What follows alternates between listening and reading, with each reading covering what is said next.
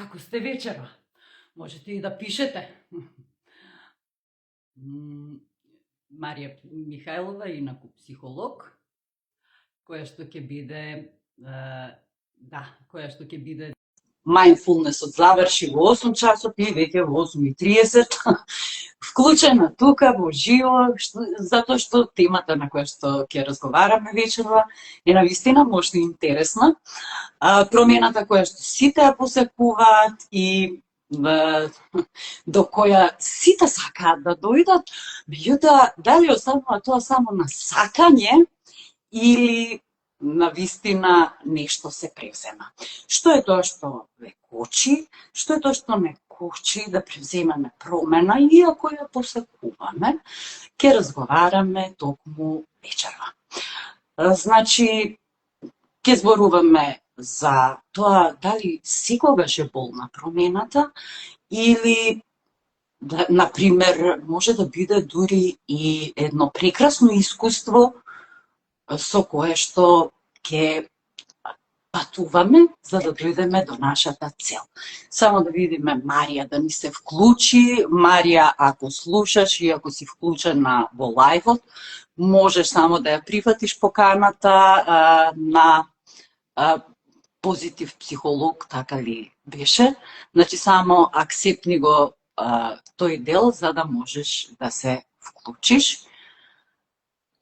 Мислам дека поканата е пратена, така.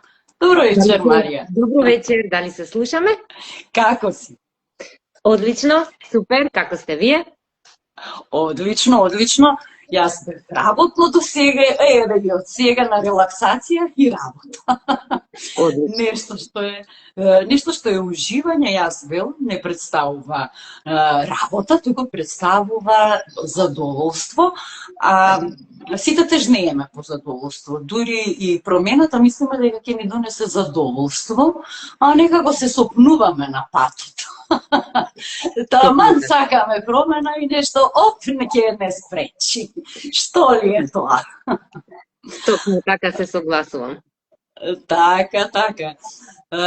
Одлично, Марија Михајлова е инаку психолог, едукантна НЛП за млади и родители, така што, еве, ја имам вечерва честа да бидеш моја гостинка и да си разговараме на токму на оваа тема за промената. И милувам да кажам дека единствена константа е токму промената. Кажи ми, кој е твоето размислување за промената воопшто? Моето размислување воопшто. За да сакаме да направиме промена, и те како од срце, од душа, треба да сакаме да го направиме тоа. Бидејќи чекорот за да направиме промена е многу тежок и често пати правејќи чекор напред, три се враќаме назад и се наоѓаме така во некоја состојба каде што стравот, немирот, неизвестноста не совладува и ние остануваме во истата ситуација. Дали секогаш е истата ситуација или некако, како што речено, се враќаме три чекори наназад? Дали можеме да ја добиеме истата ситуација или го добиваме само оној ист резултат кој што сме сакале да го смениме? Така е. Кога сакаме да направиме промена, ние често пати одиме со истото размислување, со истото уверување, со сето тоа што сме го правеле претходно, па поготово ако сме имале и некоја ситуација каде што сме сакале да направиме нешто и не сме успеале, и тоа искуство си го носиме постојано со нас и секогаш тоа не кочи. И затоа викам три чекори назад, затоа што стравот и тоа што не знаеме со што нели ќе се соочиме и што ќе ни донесе таа промена, усвари не враќа назад. Што според тебе мислиш дека ги поттикнува луѓето да сакаат да направат кај себе некоја промена? Кој е тој тригер за да се случи токму тоа да посакува да направи промена. Дали во живењето, дали во карактер, дали некаква промена. Промена кога ќе се изгубиме самите себе, како личности. И во личниот, и во професионалниот живот. И мислам дека и промена настанува кога се наоѓаме во состојба каде што стварно не знаеме што да направиме, дното го допираме буквално, или другата состојба е кога сакаме да направиме промена, мечтаеме кон тоа. Значи со цело срце, со душа сакаме вистински да направиме промена. И за жал често пати и во мојата работа и слушајќи ги луѓето, посегнуваат по промена кога стварно се наоѓаат во некоја безизлезна ситуација за нив. Во ситуација каде чувствуваат болка, во ситуација каде чувствуваат немир, во ситуација каде што постојано прават едно исто и затоа и се враќаат цело време кон тоа и често пати и се откажуваат од промената. Така. Се откажуваат затоа што, како што напомена, се случува некоја болка попатно. Што мислиш, дали нужно секогаш се појавува таа болка за да дојде до промена и дали нужно промената боли? Да. Доколку веруваме во тие уверувања, нели, кои што сите си ги носиме со нас уште од детството, и доколку се плашиме да ја направиме таа промена, бидејќи умот сака познато. Умот сака стабилност, умот сака контрола. И ние кога сме во таква состојба, каде што нас ни е познато, колку и да не боли тоа, ние повеќе преферираме да се вратиме таму, наместо да тргнеме кон она новото и она непознатото, бидејќи кога сакаме да тргнеме кон непознатото, и тогаш се активира стравот, се активира таа амигдала, која што е всушност центар на страв и преживување, бидејќи умот се плаши од непознато, и ние во тие моменти, во тие ситуации, кај нас се развиваат и се јавуваат тие негативни мисли развиваат негативни чувства, и заедно пројавуваат и физички симптоми кои што ние ги чувствуваме, како покачен крвен притисок, како потење, главоболка и така натаму. И тоа е знак дека ние се плашиме од тоа што сакаме навистина да го направиме, односно да тргнеме кон таа промена. И често пати тој внатрешен критичар, нели, кој што се јавува кај нас и кој што не саботира, и посебно кога таа состојба е потпомогната од нашите најблиски, од околината, нели, често пати кога сакаме да направиме промена, истото и јас сум го преживеала, и нели, кога ќе кажат да не сгрешиш, можеби многу ризикуваш, па да не успееш, па што ќе правиш после. И едноставно со страв и со несигурност, и кога некој тоа ќе ни го потврди, и најлесно е да ние се откажеме. Така. Одиме по линија на помал отпор. Во суштина, оној делот, јас спомна амигдалата е делот, јас велам, тоа е нашиот лимбичен мозок, лимбички дел од мозокот, или уште како така наречен емоционален мозок, или некои милуваат да го наречат како три ума или три мозоци: рептилски, емоционален и овој неврокортексот, најновиот ни, кој што се грижи за нашиот когнитивен дел. И кога ние ќе сватиме, како што спомна, дека ние сме една триада: емоција, мисла, емоција и тело, и ако ја сватиме и триадата на нашите три ума, рептилски, кој секогаш е загрижен за нашето тело, се грижи за нашето тело, за нашиот здив, оној емоционален кој што има визуализации и доживува нешто, меѓутоа тоа не му е сватливо на овој тука најновиот, затоа што тој се нешто пресметува и сака докази. И токму тука се јавуваат нашите блиски, кои што сведочат на тие докази, дека нема докази, а како ќе има кога не ни почнала промената, нели? Бара докази и сега си вика, па, може и подобро да не почнам, може би и затоа се откажуваат.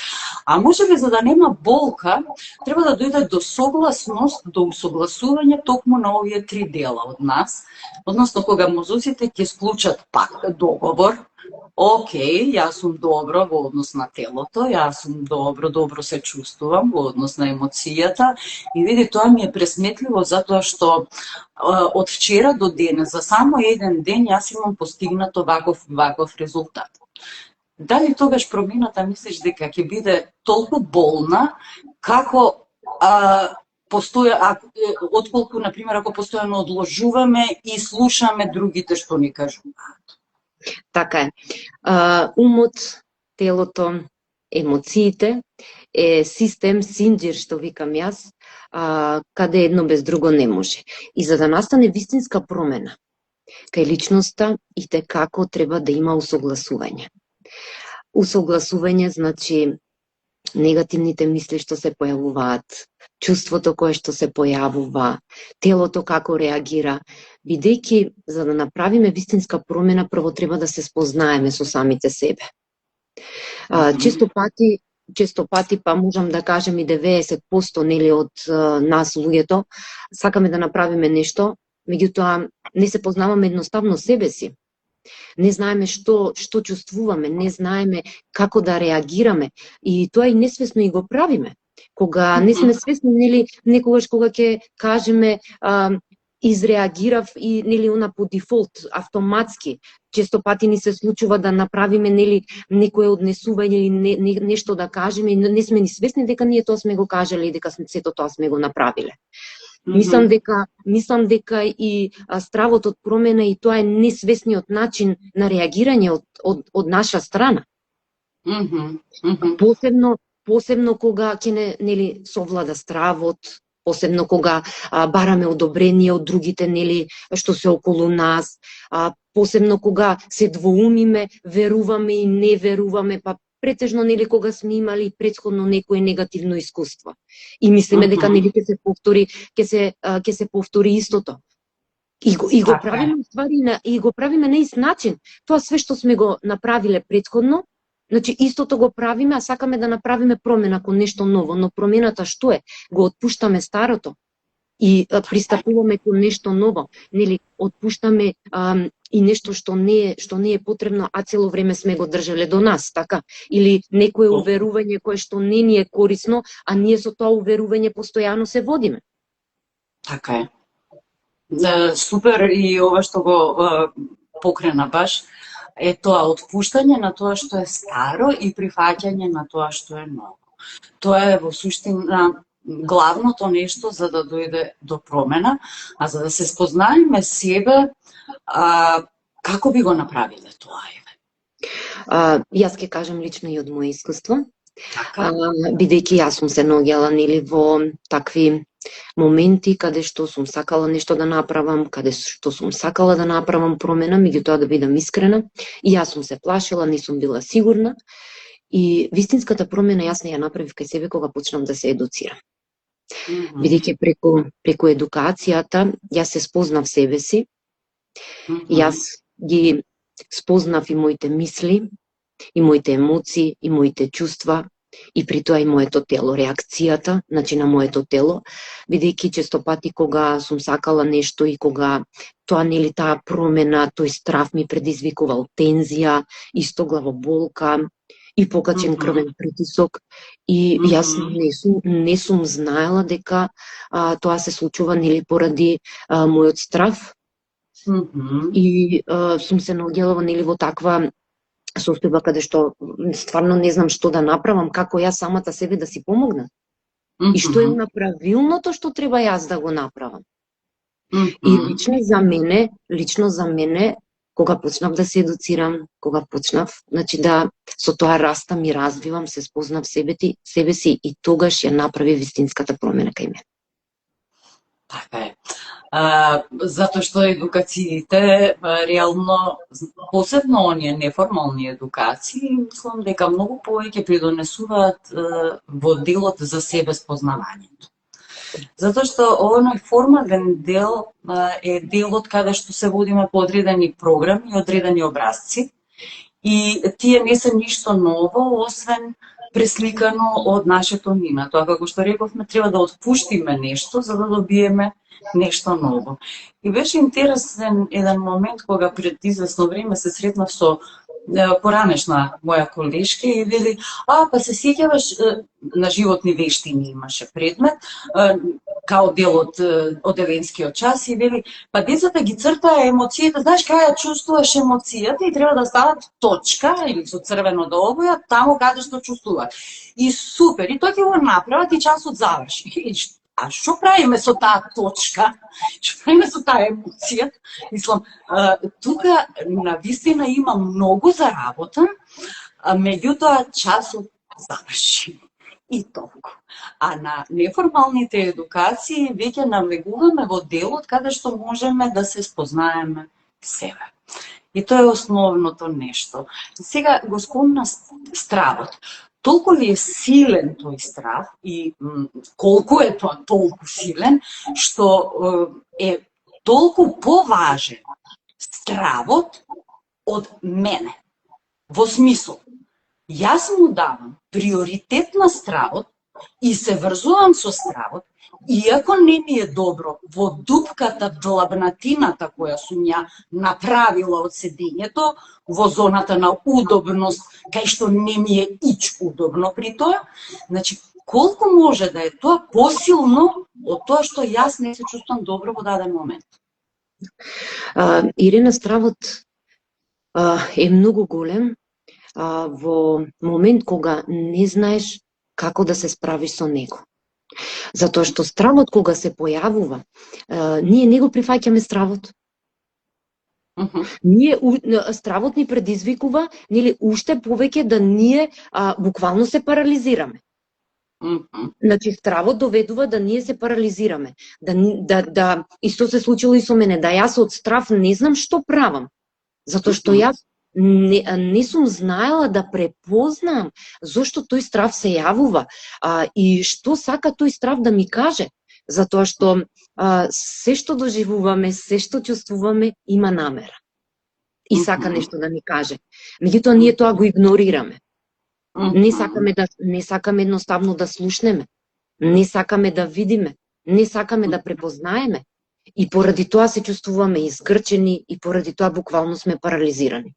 И ние само пропаѓаме надоле и надоле. И кое би било решението?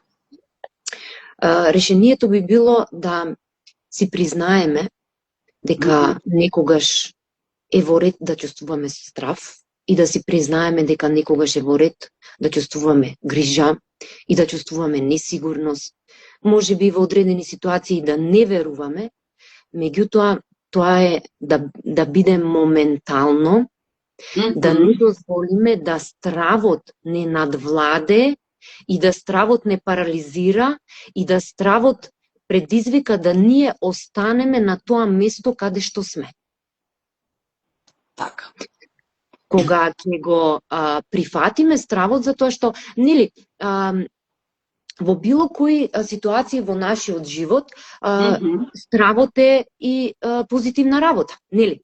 Стравот не предупредува од опасност, нели, да треба и некогаш да реагираме, нели, да знаеме и да се спасиме и како да реагираме. И тоа е окей, тоа е реален, мислам, страв на кој што ние, нели, реално можеме да ја предвидиме ситуацијата и да трчаме и да бегаме и да се спасиме. Меѓутоа, оној страв што нереално постои, а ние сами го манифестираме во својата глава. Тоа е тој страв, голем страв, каде што не постои реална причина, не постои реално нешто, а сепак ние сме парализирани од страв. Така е. И тоа уште пред да тргнеме. Да. Затоа што ние си правиме интерпретација заснована на наши искуства предходни, кои што сме ги доживеале, и како што кажа, се има добра намера, се што ни се случува е со добра намера, па дури и стравот има добра намера, како што рече, да не заштити во даден момент, да не дојдеме до нешто што веќе како негативно искуство сме го доживеале. А тоа е промената. Некако стравот од промена, што точно во суштината содржи тоа? Која би била суштината на тоа?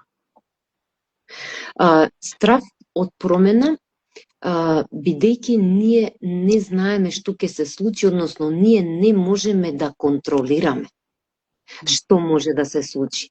Бидејќи тоа што ни е познато, тоа што ни е сигурно, нели, каде што сме стабилни, тоа можеме да го контролираме. Меѓутоа, она новото, кога сакаме да тргнеме кон нешто ново, нели, патот ние кога одиме, ние не го знаеме патот. Сите ние очекуваме дека кога сакаме да направиме промена, и треба да имаме автопат пред нас, и само ние возиме и стасуваме, нели, до тоа место каде што сакаме.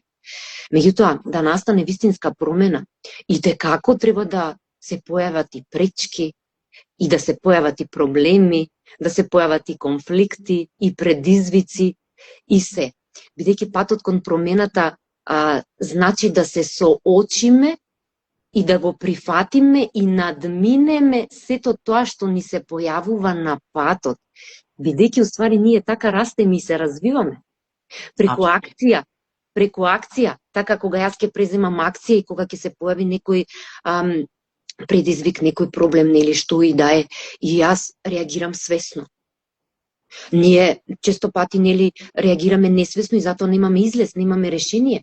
Меѓутоа, јас кога ќе седнам, така и кога ќе свесно реагирам, и кога нема да дозволам стравот да ме надвладее, затоа што јас свесна сум дека на патот кон промена ќе најдам и на нешто што, нели, јас не сакам. Меѓутоа, јас сакам таа промена и јас сум одлучна, решителна, со верба во себе, верувам во себе, затоа што, нели, сите ние носиме со себе вештини, способности, носиме ресурси, потенцијал, со кои можеме да ги искористиме и да се справиме, нели, со тие предизвици, бидејќи јас мислам, ова е моје лично видување, доколку ако јас не можам да направам промена, значи јас не го чувствувам тоа и јас немам ресурс, немам способност да го направам тоа. Меѓутоа, кога јас во себе и сакам да направам промена, визуелизирам, размислувам, верувам во тоа, верувам во себе, верувам во тоа све што јас можам да направам, и тогаш промената сигурно се случува. Апсолутно.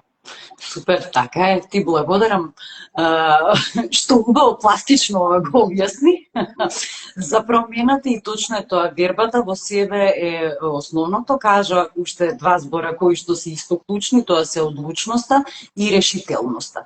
Кога јас ќе одлучам дека нешто сакам да променам, и кога исто така го кажа зборот, визуализирам, значи имам јасна визија, точно што сакам да постигнам со самото тоа, тогаш веќе нема тука дискусија дали некој ти зборува од страна, дали тебе стравот те парализира, затоа што за мене, например, премногу се плашам или премногу, не знам, стојам во место, кога ќе ми слушам тоа, нема шанси да стоиш во место, можеш само да се враќаш назад или да дојдеш напред. Во место никој не стои, ништо не стои во место. Па дури и дрвото се поместува, кога оди кај што е сонцето и ги врти листовите, што значи дека кога ти ќе бидеш решен за такво нешто, ќе го направиш, бидејќи во спротивно не тапкаш во место, туку напротив се враќаш назад. А оно што го кажи на почеток првиот чекор дека е тежок, за се, ако се сеќавате и кога сте биле деца, првиот чекор дури не се сеќавате колку бил тежок, а вие сте го направиле. И оно што исто така го милувам на едукациите да го кажеме, која е таа самодоверба кај тоа дете и верба од околината која го поддржува за да го направи токму тој првиот чекор. Значи, колку е важно да веруваме, да бидеме решителни и да имаме визија како сето тоа ќе изгледа. Затоа што дури и тоа мало дете ги гледало сите околу него како се движат, значи има некоја своја перцепција, своја визија како изгледа тоа, нели, чекор по чекор се случува тоа, но одеднаш зачекорува сам. Истото можеби е и чекорење кон промената. Дури и стравот кој парализира, често знам да кажам, тоа е само една магла во нашиот ум, затоа што и претходно спомна дека тоа е баш нерационален страв, односно невистини што се формира само во главата, и тоа е од информации прибрани попатно и од некое гледиште на некој член можеби од семејството или нашите блиски. Оно што и од искуство можам да го кажам, и да ќе ми кажеш и ти дали се согласуваш со тоа, секој кога ќе каже нешто, го изнесува својот став, своето мислење, говори од своја позиција и од свое искуство. И оноа ти мислам јас на тебе најдобро е суштина на моето искуство и мојот страв да не јас се повредам од тоа, па затоа тебе ти мислам најдобро. Да, точно. Точно. И многу често се случува тоа, за жал. Многу често се случува затоа што кога бараме мислење, ние викаме, нели, сакам да ми кажеш мислење, но ние го усвојуваме тоа мислење, го прифаќаме тоа мислење. Нели, друго е кога јас, еве, ќе побарам, нели, од тебе мислење и ти ми кажеш, и ќе побарам од некој друг, од некој трет, и потоа направам, нели, визија, замисла, и да можам сето она, нели, од што сте ми го кажале вие позитивното, да го одберам што мене ми користи, нели, во мојата замисла, за мојата промена. И, ние што правиме?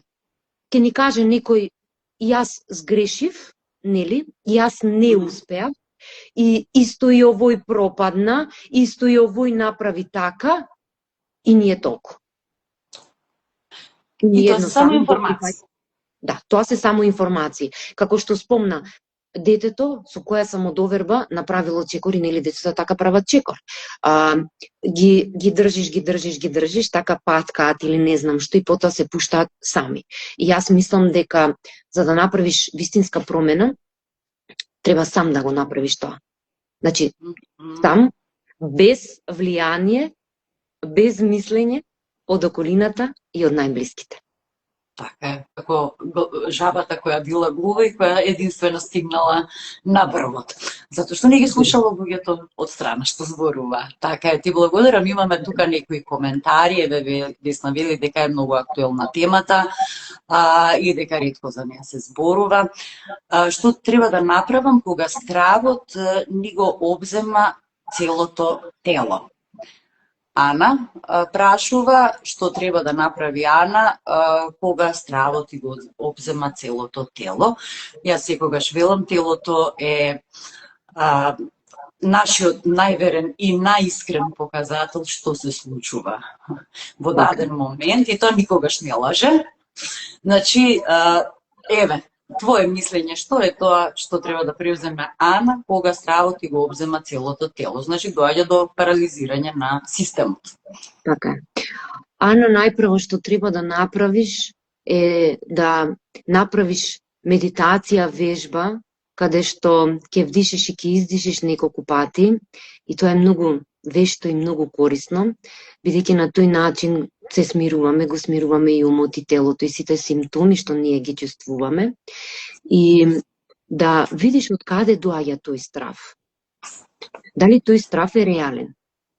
Дали вистина треба да се плашиш, или можеби тоа е само нереалност и само, нели, ние му даваме значење, му даваме фокус на тој страв и дозволуваме тој страв да не парализира. слушни го стравот, секогаш разговарај со негативните чувства, затоа што така можеме само да препознаеме и да сватиме што сакаат уствари да ни кажат. Зошто се појавува тој страв? Каде го чувствуваш тој страв? Што тој страв сака да ти каже? Затоа што има позитивна намера. Тој страв се јавува бидејќи сака да те заштити нешто, сака да ти каже можеби да не погрешиш, да бидеш повнимателна. Значи онаа позитивна намера, затоа што сите тие негативни чувства имаат позитивна намера. И кога ние ќе се внесеме во себе и кога ќе се поврземе со себе, и тогаш ќе можеме да слушнеме што сака тоа негативно чувство да ни каже. Прашај го. Да. И можеш, исто така може, значи, да тој негативен глас, нели, што може би ти се јавува и ти кажува нешто, односно тој е нашиот внатрешен критичар, кој што постојано, нели, не саботира, и она кога ќе кажеме, нели, се изборуваме самите со себе, нели, ние си водиме диалог самите со себе, тоа е уствари тој внатрешен глас кој што се јавува. А тој се јавува кога? Кога чувствуваме страв? Кога не сме сигурни? И тој внатрешен критичар сака да каже нешто. Сака да те предупреди. Да, ти благодарам, Марија. Сметам дека на Ана ќе биде корисно и телото, значи баш стравот е тоа што ни се случува, значи и предходните лајвови кога се вклучував истото, значи се повторуваше, секогаш сме во офанзива, дефанзива и се замрзнуваме. Во случајов на Ана тоа е моментот на замрзнување, кога не може да мртне. Оно што е многу важно и е тоа каде точно го чувствува во телото стравот. Значи, парализирање, да, што значи одземени се, сега не знам ако е физичка парализа во смисла да не може да се помести, значи каде точно, од каде доаѓа и каде се движи, и тој страв, значи ако е, како што спомена и внатрешен критичар и било што, дали се јавува, од каде почнува, дали почнува од гласот што го слуша, дали почнува од емоција некаква, дали од емоција од доживување некакво, или пак што е тоа што го предизвикал стравот. И тоа е многу добро и многу интересно. И добро кога ќе го освестиме и негативна емоција, дали е вистина негативна во тој даден момент. И тоа е исто многу интересно. И пак сака нешто да ми укаже, што е тоа што сака да ми укаже стравот. Како што рече, и стравот има и многу позитивни работи, да не, нели, да допреме ринглата, не сакаме да допреме. Или пак од прозорец сака висината, кој ќе ја видиме, чекај малку, кочи мајсторе, поназад малку, подприбери се. Значи, сепак, не е секогаш не е секогаш негативен, во секој случај кога доаѓа до парализа, што е тоа што го парализира телото? Која е таа мисла? И на крајот од денот тоа е само мисла, ако е мисла. Тоа е само мисла, мислата доаѓа и проаѓа, и тоа е исто многу интересно. И треба да го сватиме. Еве и Башак поддршка, и Ирина поддршка, и супер поддршка и до тебе, Марија. Благодарам. Ете така, ако имате уште прашања, слободно поставувајте, се знае и се разбира дека очекуваме прашањата да бидат соодветни на темата на која што зборуваме. Така што ајде да ги ставиме снайперките, што е сигурно е. Да, добро. Еве, Кире вели, добро, а доколку навистина е тоа не игнорирање, не сме го виделе коментарот, доколку има навистина некое прашање кое што е актуелно, слободно поставете го, значи оно што го гледам, јас го читам. Така што слободно, ако не е одговорено прашањето, поставете го прашањето за да може да се одговориме, за да може да одговориме на него. Оно што е исто така важно е моментот, велат, трансформацијата и воопшто промената доаѓа кога имаме период на преживување, и тука може би се јавува тој страв. Потоа имаме период на прогон, значи нешто да правиме, за на крајот да процветаме или да се случи промената. Сега, како ти се ова го гледаш? Значи имаме период на преживување, дали ќе останам, дали ќе биде добро со оваа промена и така натаму.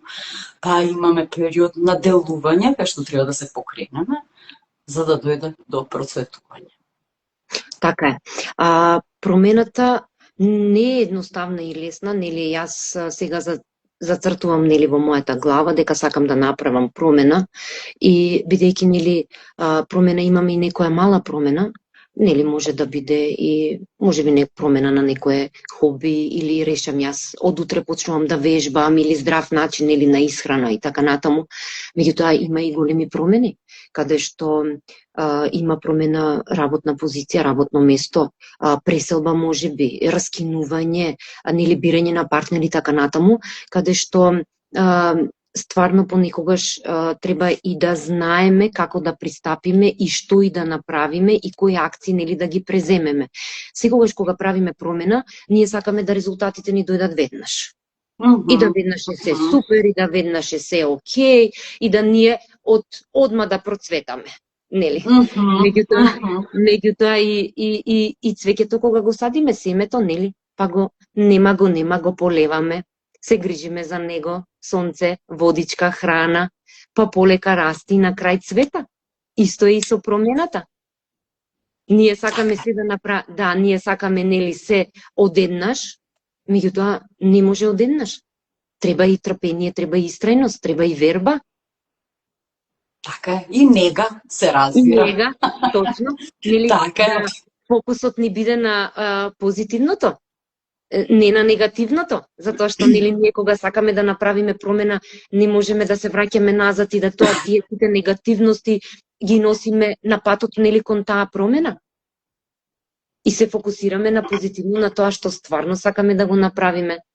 На сликат, прво правиме нели слика, како сакаме да биде, што би направиле, како би го постигнале сето тоа, како би се чувствувале.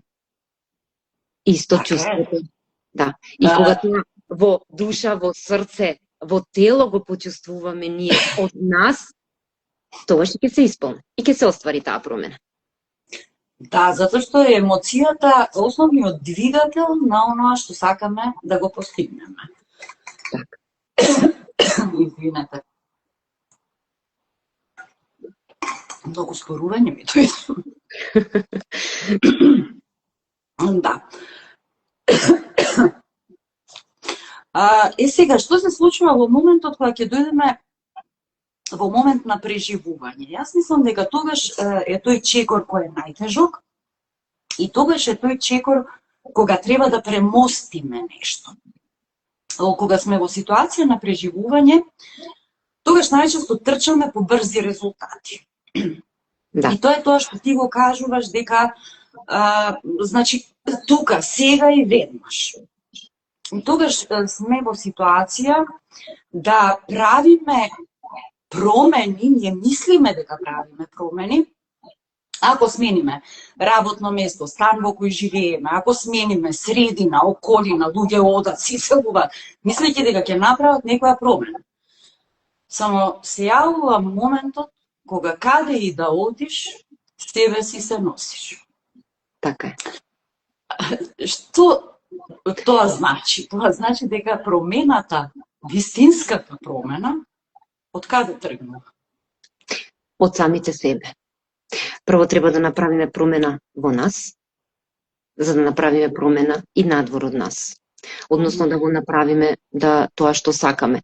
Затоа што ние како битие, нели како личност, со се што си носиме во нас и со уверувања и вредности и способности и вештини и однесување, значи мисли, емоции, чувства, се што си носиме со нас, доколку ние баш како што кажа, и да одам јас и во Швајцарија, и ако отиде истата Марија, во моментов со сето тоа што си го носи во себе, и во Швајцарија ќе биде истата Марија. Ништо нема да се промени. Ништо нема да се направи. Затоа што ќе има исто негативни мисли, ќе има негативни емоции, негативни чувства, однесувањето ќе биде исто, акциите што ги презема ќе бидат исти и ќе биде се исто. И кога јас се носам така како што сум некаде на друго место, промена нема да настане. Промена ќе настане кога јас ќе се променам себе си. Кога јас ќе работам на себе, кога јас ќе се едуцирам, кога јас ќе се разберам себе, кога јас ќе прифатам дека понекогаш е во ред и да сгрешам, дека понекогаш е во ред и да чувствувам страв, и понекогаш може би и вина и срам, и дека е во ред ако јас погрешам и да прифатам дека сум погрешила, а не да нели се секирам и да мислам што другите ќе кажат околу мене и што ќе зборат, затоа што ние 90% се грижиме за тоа што другите ќе кажат, а не тоа што ние сакаме и си го потиснуваме и си го чуваме тоа во нас и понекогаш и се правдаме и се објаснуваме и се докажуваме и сето тоа затоа што нас ни е важно мислењето нели на другите. Меѓутоа другите нема да ја донесат промената која што сакаме ние да направиме. Затоа што промената само јас можам да ја направам. Така и превземањето на одговорност во суштина е клучно за било што. Значи, носење на одлуки и промени кои што сакаме да постигнеме. Преземањето на одговорност воедно ни ја дава моќта да можеме да менуваме првенствено себе. И оно што исто така важно е, ние сакаме да ги смениме луѓето околу нас, како што кажав, сакаме да смениме ситуации, сакаме да смениме одредени работи. Меѓутоа, како можеме да го смениме тоа, ако ние не сме се променили? И многу често знам да кажам дека кога настанува промената внатре кај нас и ќе ја видиме и тоа го слушаме, тоа доаѓа како една фраза, промената во вас, потоа ќе предизвика промена на вашето окружување, ќе видите како се менува и така натаму. Меѓутоа, прво тоа не е волшебно стапче за тоа да биде абракадабра и веднаш се менува. Значи, тоа е процес, како што сме дошле во оваа ситуација, тоа бил процес во одредена ситуација која што е процес и излегувањето и доаѓањето во нова ситуација е процес. И сега, окружувањето не се менува. Меѓутоа, што се менува? Кога јас ќе се сменам себе, кога некоја единката ќе се смени, ќе почне да менува одредени навики, одредени уверувања, одредени постапки и ситуации, што да е, окружувањето е исто, меѓутоа, таа е различна, по автоматизам. Доаѓа менување на перцепцијата кај околината која ја обкружува за личноста која веќе се менува. И на тој начин се менува обкружувањето. Луѓето се исти, меѓутоа, перцепцијата кај за мене се сменила. И многу често ќе слушнете, опа, таа не е веќе иста. Да, не е веќе иста. Значи, таа има сега јасно поставени граници, таа сега знае точно што сака, има свој став, има точно цел каде да оди, каде да движи. Разговара на поинаков јазик, јазик кој што може би сега обкружувањето го разбира, а до вчера не се разбира. И тоа е таа промена. Значи, обкружувањето исто. Меѓутоа, се менува начинот на перцепција. Така. И она што го спомена, многу им е важно што луѓето ќе мислат, да. И тогаш доаѓа до задоволување на тугите интереси. Зошто? Затоа што сме социјални битија и имаме потреба да бидеме прифатени од другите. Зошто? Затоа што така не уче. Не е убаво да се лутиш, немој да се лутиш. И сега, ако ти се налутиш, чекај сега дали ќе... А пази, вон твојата граница. Ама, не дозволуваш да се промени тоа, зошто? Затоа што партнерот, Петко, Станко, мајка, било кој, некој од средината, ќе ми се налути ако јас се сменам и можно е при тоа да си отиде тој. Јас нема да го напуштам, тој ќе си отиде. Да. Дали и тука лежи некаков страх? Да. Дефинитивно, ова што го кажа е 100% точно и така реагираме и така се однесуваме и затоа кога треба да направиме нели промена и често пати се предмислуваме за тоа што никогаш треба да пуштиме и некоја личност можеби што ни е драга и што ни е во семејство и можеби партнер или нели некој близок, другар, пријател и често пати за кога ќе ја направиме ние таа промена некогаш и треба да замине некој од нас. И тоа мислам дека и поради тоа луѓето често пати и не сакаат да ја направат промената, затоа што се плашат дека нели ќе го изгубат тоа што можеби им е битно и значајно, не знаејќи дека тоа е нешто што треба да го пуштат едноставно. Значи треба да го пуштат, како што кажа, перцепцијата е друга. Јас сакам да ме прифатат другите, да им угодам на другите, меѓутоа на моја штета. И сега јас, за да си направам промена, јас нема да им угодам на другите, ќе поставам граница, ќе кажам не, и тогаш јас нема да чинам и ќе си заминат, меѓутоа окей, јас ги пуштам, нека си одат. Не ви е тоа природна селекција? Да. Свесни луѓе кои што сакаат да растат и да се развиваат, луѓе кои што сакаат да прават промени, кои што сакаат да се грижат за себе, да. Треба да направат селекција. Моје мислење. Така е. И јас го делам истото, затоа што оној кој што ќе ја прифати мојата промена и на кого му значи, мислам дека на него му значам и тој заслужува место во мојот живот и јас во неговиот. А оној кој што не ме прифаќа како таква, па тој не треба да е со мене. Okay. Мислам, многу логично кажано и едноставно звучи, меѓутоа оно што е многу важно е да ја донесеме токму таа одлука. Одлука за промена. Кога вршиме промена, буквално менуваме се. Дали можеби тоа е причината за тоа кога велиме дека промената е болна? Да.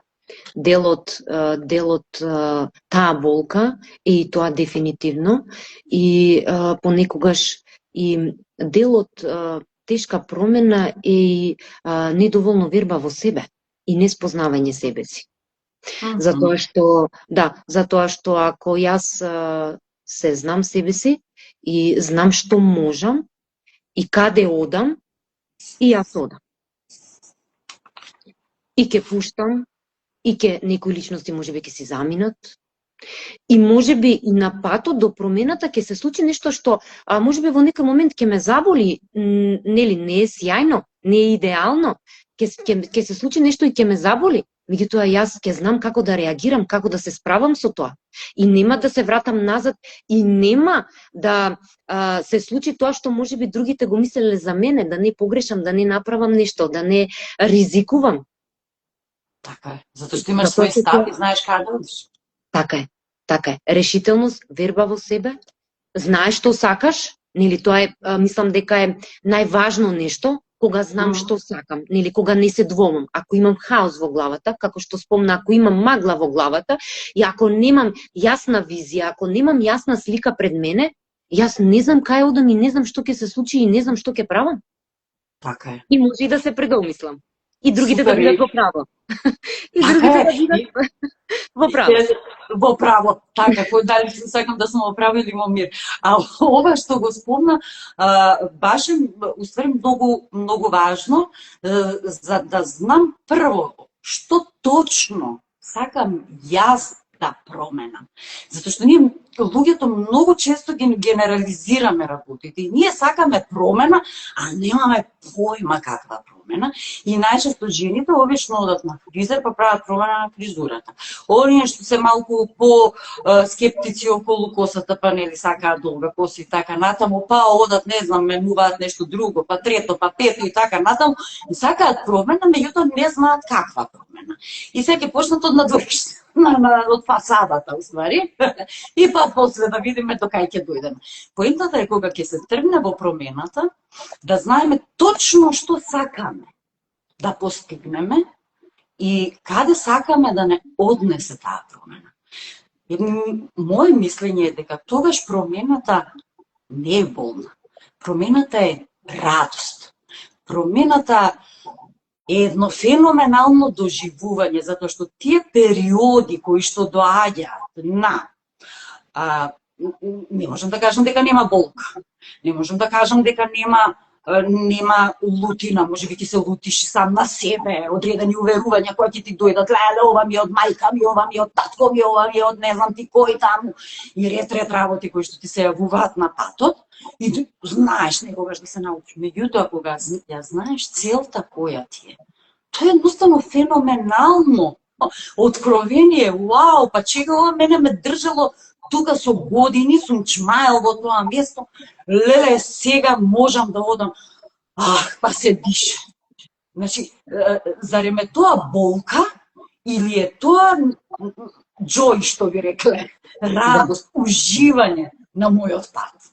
Така е. Дали можеме да гледаме на промената како на едно радосно спознавање на себе, отпуштање на теретот кој на плеќи ни виси и кој не држи во онаа дупка што со години сме ја направиле онака баш лабнатина и само се тетеравиме вака. Во тој простор не ни е добро, тесно ни е, ама ни е удобно, охо, а во суштина не ни е добро. И одеднаш, знаеш, чекај, ова ми пречи, и фактички само ја шириш дупката, оп, излегуваш од неа и правиш нешто ново. Тоа е нешто ново и нешто радосно, зарем тоа не може така да се доживува. Тоа може така да се доживува и треба така да се доживува, и мислам дека кога ќе тргнеме да направиме промена и ќе направиме едно нешто, можеби малечко, не толку значајно, но сме го направиле сами. Сме верувале во себе и сме го направиле, сме имале контрола, сме биле сигурни. И мислам дека тогаш уште повеќе се отвара патот, уште повеќе расте таа возбуда и можеби тоа љубопитство. Ако одам нели понатаму, што се може да се случи, што се може јас да видам, што се може јас да добијам, бидејќи тоа едно нешто ќе ти даде сила и ќе ти даде храброст. И после многу лесно можеш да оставиш све позади. Кога веќе ќе тргнеш, кога веќе ќе видиш дека може сам, не зависиш од никој, така не слушаш никој, значи одиш, веруваш во себе, храброст, решителност, имаш јасна визија, знаеш што сакаш, знаеш што правиш. И едно мало нешто ќе ти го отвори патот. И промената тогаш станува лесна и остварлива. И лесна и задоволство е. Затоа што сите ние всушност целиме кон само едно нешто, а тоа е задоволство. Значи, задоволството е тоа што не движи. Задоволството, ние промената ја сакаме затоа што стремиме кон задоволство. А бомбардирани сме, реално се случува тоа, бомбардирани сме ваква промена, таква промена, за у 5 чекори, у 3 чекори, у волку чекори, толку чекори, и сите мислат дека тоа е вау, магија, феноменално. Одма се случува, јас одам еден час, кој креирам, од утре се и манифестирам плюс. Меѓутоа, поентата е дека, значи, задоволство, тоа е оно што не задоволство. Арно, ама, што се случи? И очекувам, и јас сега, се запишувам некаде, уште подобро, бесплатни вебинари, вклучуваат. Ке си слушам и од утре, нова јас, нема проблем. Нема проблем. Значи, сето ова што се слуша, трае 3 минути, до 3 дена, на кој супер ако трае 3 дена. Меѓутоа, што потоа? Треба нова навика. Новата навика се формира со поддршка, се формира со самодисциплина. Еден од ресурсите, како што спомена и на почеток, кој што треба да го имаме. А при тоа да чувствуваме задоволство, а не терет и напор. Туку задоволство. Ова го правам за да направам ваква промена. Ова го правам за да се видам, кога ќе се видам себе, оноа што го спомна, визуализацијата е многу моќна, многу битна. Се што можам да видам еднаш во умот, можам да го реализирам и во реалноста. И тоа е факт. И тоа е нешто што треба да не води. При тоа задоволство. Ми се јавува уверување, вакво и вакво, кое што ми од некого си, од кого сака нека е. Океј, значи го освестувам. При тоа, исто, на што треба, мислам, да внимаваме, еве тука заедно сме, е токму тоа, да не бидеме многу сериозни. Јас работам на себе. Јас правам промена, ма некој ти се молам. Значи, сето тоа некако да го гледаме како една забава. Кога сето тоа би било една забава, па добро, малку некогаш и се плашам, па Боже мој, па кој би се плаши, нели? Имаме малку друга перцепција на промената. И суштината е тоа, само малку да ја смениме перцепција, малку, милиметарче, што викаш, знаеш, малку, мала промена, веќе ни се менува целосно и расположението. Кога на нас ќе ни се смени расположението, тогаш се е окей. Па дури нашите кога ќе видат ме, знаат многу често, и од искуство можам да кажам, нема сега ти се просветли, па сега ти се знаеш да ни кажеш, па нема ти, мислам, ти знаеш се. Не е проблем, ти секогаш знаеш се. Има подбивање, има се и се, што меѓутоа на сето тоа ќе одговорите на ист начин. Па нормално дека знам. Знаме. Да, тоа и ви кажам. Мислам, од сето тоа да направиме едно уживање, кое што ќе ни помогне, ќе ни ја даде таа контрола, тогаш ќе имаме контрола. Ако сме пресериозни, леле, сега што е ова што ми се случува, леле, пак ме обзема ова, леле, што да правам сега, зошто се ова мене ми се случува, па што ми требаше. Ако тргнеме на тој начин, кон промената, се ќе ни се гледа тешко. Дури промената на времево, што ни се случи, ќе ни се гледа тешка. Се случи и тоа баш во ова деноба, јас немав ни поим да не пишете ни по група. Значи, поим дека се случила промена на она часовно време. Да. Така што се менува и единствена константа, пак ќе кажам, е промената. И оно што е наше, баш да прифатиме и да бидеме окей со сето тоа што ни се случува. Дали, Марија, имаш уште нешто вака да издвоиш, што би можела како искуство да го пренесеш за лесно прифаќање, освен задоволството и уживањето на патот? Дали имаш нешто како искуство што го имаш искушено баш за ова што зборуваме, лесно до промена? Да, лесно до промена кај мене, кога јас си верував само себе. Ја слушав мојата интуиција, мојот внатрешен глас. Кога јас знаев што сакам и кога ги тргнав другите од страна и кога се слушав само себе и мојата визија, мојата слика беше јасна. Точно, конкретно знаев што сакам да направам, знаев како да се чувствувам, како би сакала да се чувствувам, каде тоа го чувствувам, која сум јас. И сето тоа ми помогна да мојата промена да не е болна промена. Супер. И промената е постојана. И едукациите не завршуваат. Точно така е. И тоа е нешто на вистина.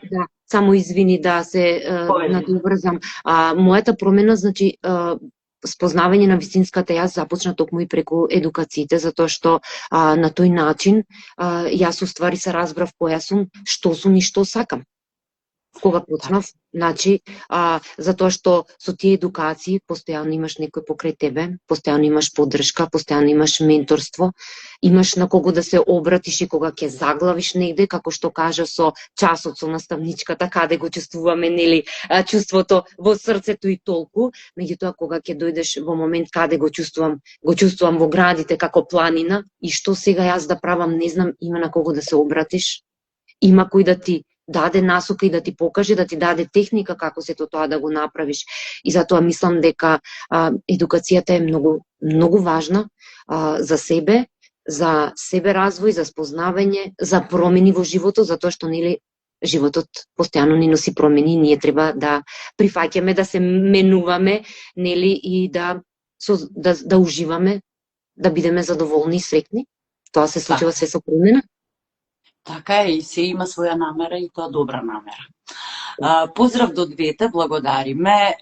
Јанче, моето прашање е зошто на луѓето им е толку тешко да излезат од комфорт зоната, би потенцирала посебно за машкиот пол, приврзани за својата мајка. Комфорт зоната не е удобна зона, удобно место каде што ние сме сигурни, каде што сме безбедни, ништо не правиме едноставно. Затоа е толку тешко да се излезе од комфорт зоната. За да излеземе од комфорт зона треба да направиме нешто. Треба да направиме промена. Треба да направиме нешто што претходно не сме го правеле. Да направиме акција, да преземеме акција, да сакаме нешто. Затоа е тешко, затоа што комфорт зоната е удобно место. Нема ништо, не правиш ништо таму, нема напредок, нема раст. Сигурно, мирно, тивко, си седиш, си уживаш. И се ни е познато. По комфорт зоната се ти е познато. Се ни е познато, да, се знае. Стари навики си знаеш дека си има, стари обичаи, стари, буквално старо однесување, стари зборови, ти веќе пред да го кажат, знаеш што ќе кажат. Тој е комфорт зоната. Значи, буквално знаеш кој како ќе реагира, како ќе се исчешла, во која прилика што ќе облече. Тој е комфорт зоната. Значи, предвидлива иднина. И немаш ништо посебно друго да добиеш, освен оно што си го имал од вчера. Значи, тој е комфорт зоната. Значи, удобно, веќе знаеш, се ти е предвидливо, се веќе знаеш, немаш ништо ново. И изумираат сите невронски патишта во мозокот и се спречува невропластичноста на мозокот. Тоа го прави комфортната зона. И тоа што доведува повторно стар образец на однесување и стар образец на болести, ако сакате, како што се деменција и карцинома. Најмодерните болести на современото живење. Значи, правам се по-старо, вака правеле, јас ќе продолжам, моите деца ќе продолжат, Петко ќе продолжи, Станко, онака, то се ни е познато и фино ни е. А малку размрдаш, не им чини. Не им чини по дома, не им чини во средината и така натаму. Значи, тоа е тоа. А оној кој е приврзан, конкретно во случајот се работи за машки пол, за мајката, тоа е веќе приврзаност кон семејството. Значи, ние тука не можеме ништо да влијаеме, освен ако самата личност не посака да го промени сето тоа. Така што ова е генерализација, во смисол машкиот пол, посебно кон мајката, моето искуство не говори така, значи секој зборува од сопствено искуство, така што убаво е да се конкретизира за да можеме да дадеме точен одговор. Оно што можеме да кажеме е само општо што е комфорт зоната и дека секоја промена мора да биде произлезена од тој што сака да се промени. И Весна поставува прашање, често кај децата од 1 до 5 одделение постои страх од тестови, испитување, проверка на знаење. Некоја насока, совет за родителите и наставниците. Тоа кај децата често пати е можеби и реакција од дом, од родителите. Како родителите реагираат со своите деца? И така и децата реагираат и во училиште. Пристапот на родителот. Така, најчесто е така. И зошто е тоа така? Затоа што ние како родители на несвесно ниво и пренесуваме токму ова што го зборуваме, навики, образци, уверувања, нели, мора да биде петка, мора да биде вака, значи поставуваме услови, ние на некој начин сме условени, така и живееме условено, поставувајќи ги тие услови, а воедно и барањето на самиот систем на оцени како вредност на некоја личност што врска нема, оцената воопшто не е меродавна за вредноста на ученикот, севкупната вредност зборувам на ученикот, веројатно сето тоа им создава притисок за да имаат трема од тие тестови и да се бара соодветни оцени на сето тоа, нели да биде, мора да биде таа и таа за да се запишам таму и таму. Сега тој страх од испитување и незнаење може да се напине, значи исклучиво со тоа, па што ако? Значи, буквално, па што ако? И што ако добијам единица? Што ќе се случи? Што е тоа најлошо што може да се случи? Ништо. Да ја поправи утредента. Значи, што е тоа што е баш? Значи, што е тоа што може да се случи? Ништо, апсолутно. Ќе добие и окей. И тоа се е промена. И тоа се менува. Значи, таа оцена не останува фиксна во дневникот или каде и да ја запишуваат, ниту е, значи, ние што правиме? Ја лепиме оцената за детето, што ја залепиме оцената за детето, се добива мислење дека некој е ваков или онаков и внимавајте кога ќе се вратиме и ние во нашето детство, истото го имаме и сега како возрастни. А од тука се јавува и перфекционизмот и дали промената мене добро ќе ми донесе и тоа преиспитување, дали е тоа во ред и дали е тоа за мене и како би било тоа и што би било. Значи, токму таму почнуваат сите овие прашања, детството. И затоа, значи, оно што може да се постави како прашање, па што ако? И што ако добијам јас? Најслаба оцена, што? Дали тоа ќе намали мојата вредност? Не, апсолутно. Што е тоа што можам да превземам во наредниот момент за да го добијам посакуваниот резултат? Тоа е тоа. Ако е корисно, благодарам.